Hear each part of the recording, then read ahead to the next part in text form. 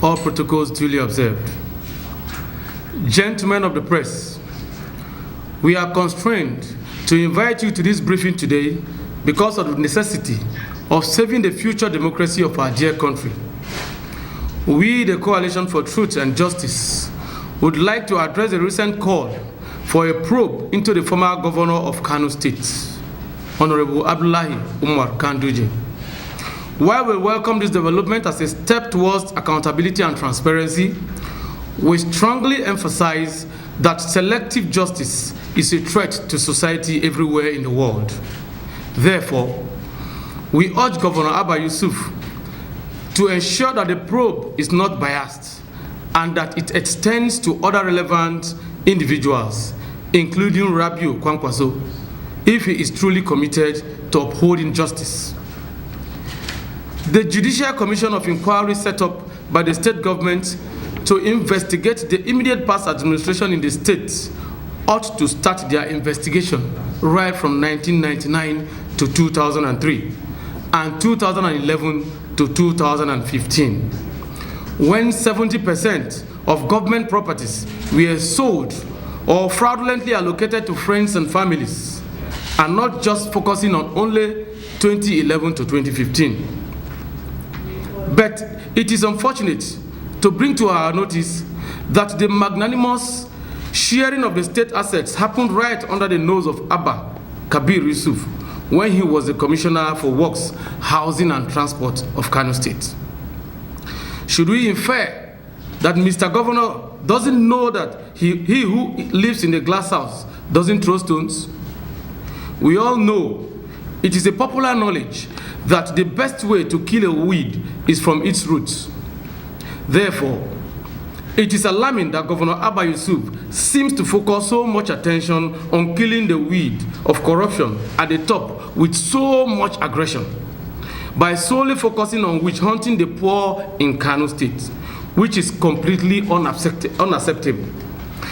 We believe that justice should be blind and impartial, regardless of one's social or political status.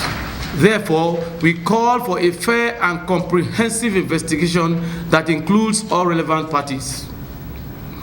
Governor Gov Yusuf should be wise enough to know that it is only when the foundation of transparency is strong, that's when corruption can be fully addressed.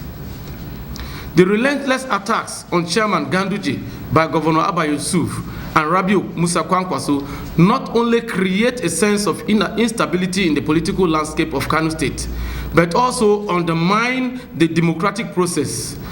Instead of fostering healthy political competition and constructive dialogue, their actions fuel division and animosity. This not only harms the state's political stability, but also hampers the overall development and progress of Kano State. In light of these concerns, the Coalition for Truth and Justice urges Governor Gov Yusuf to extend its investigation to include the period when Rabiu Musa Kwankwaso served as the governor of Kano State. The government should be upright in its dealings by not selfishly restricting its investigation to between 2015 and 2023, but from 1999 till 2023. This will ensure that justice is served without bias or favoritism.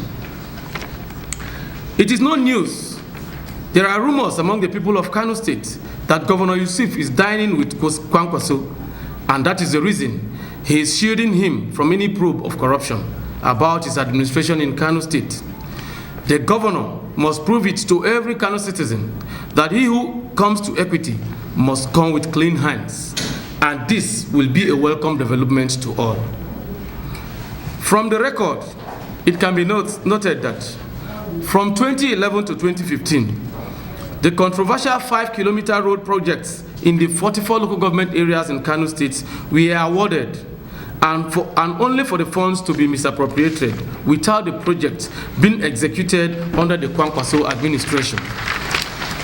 During the same period, under review, over 3 billion naira was also earmarked for a particular project, but was also misappropriated by Kwankwaso during his presidential campaign in Lagos, when 70 million naira was released by each of the 44 local government areas in Kano State. To further prove a fair trial to all, the government should invite all the 44 local government council chairmen that served during Kwankwaso administration to give account of what really transpired in order to unravel the mystery behind the misappropriated funds.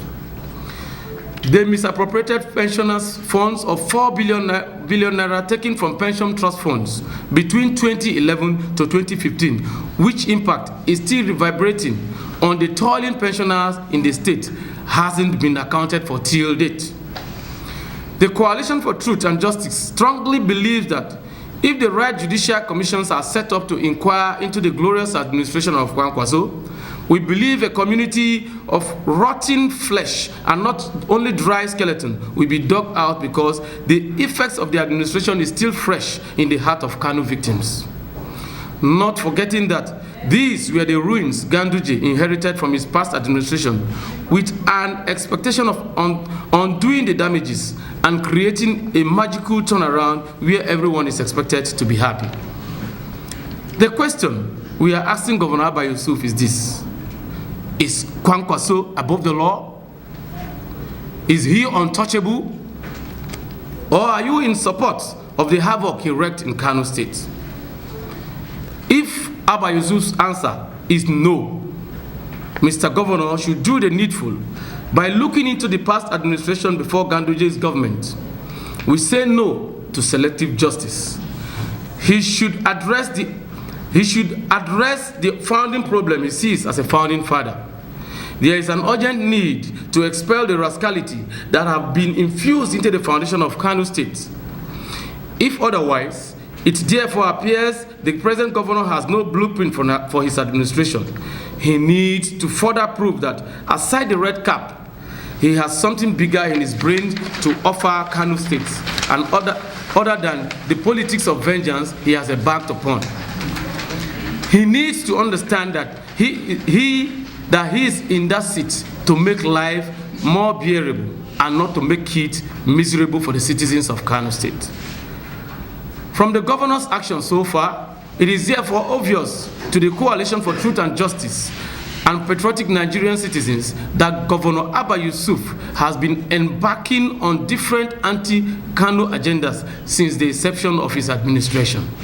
This can easily be grouped under 3 categories, and they are as follows. 1, diversion of attention. Instead of prioritizing the development and welfare of the people of Kano State, Governor Abba Yusuf has been preoccupied with political vendettas.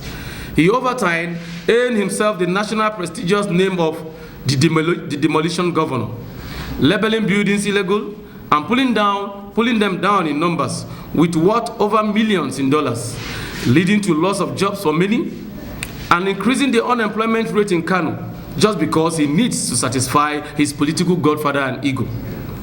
This approach not only distracts from pressing governance issues, but also raises questions about his ability to effectively govern and address the needs of the state's citizens. 2, failure to perform. After 11 months in power, it is evident that Governor Abba Yusuf has failed to deliver on his promises and fulfill the expectations of the people.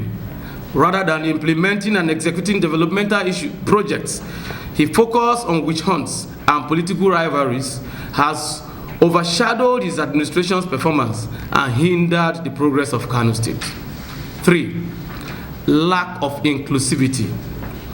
Governor Abba Yusuf's actions have demonstrated a lack of inclusivity and a disregard for the principles of democracy.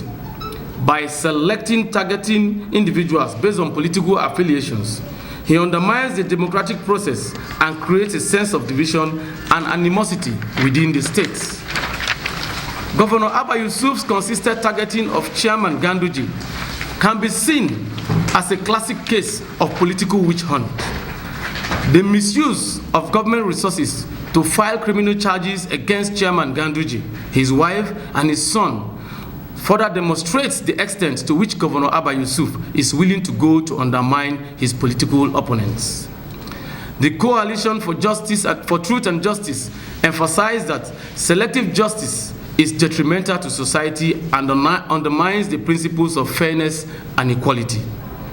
We call on Governor Abba Yusuf to uphold the values of justice, transparency, and unbiased investigation that includes all relevant individuals. It is our collective responsibility to ensure that the people of Kano State receive the governance they deserved. Thank you. Obinna Francis, Convener.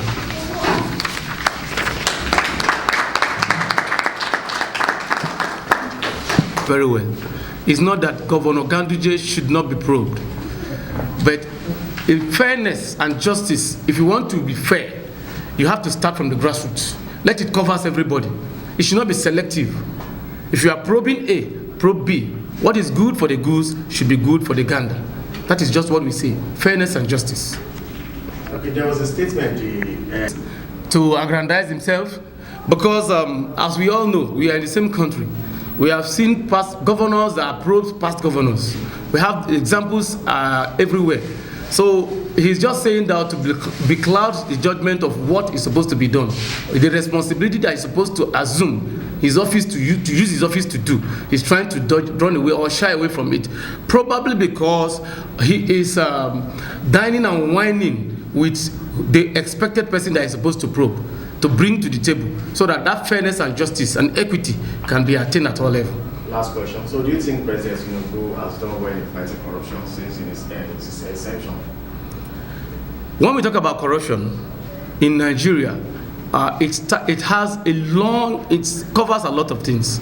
I think for anybody to fight corruption in this country to a standstill, you must start from somewhere. And for me, as a person, as an individual, and for us at the Coalition of Truth and Justice, for now, the president is trying his best. Because corruption in Nigeria, if you want to fight corruption in Nigeria, it means you have to, it's a holistic approach entirely. But you start from the grassroots. So a step in the right direction is what the president is doing at the right time. And we believe that as we progresses, I think he will be able to fight corruption to that minimal level that we all enjoy the governance. Thank you very much.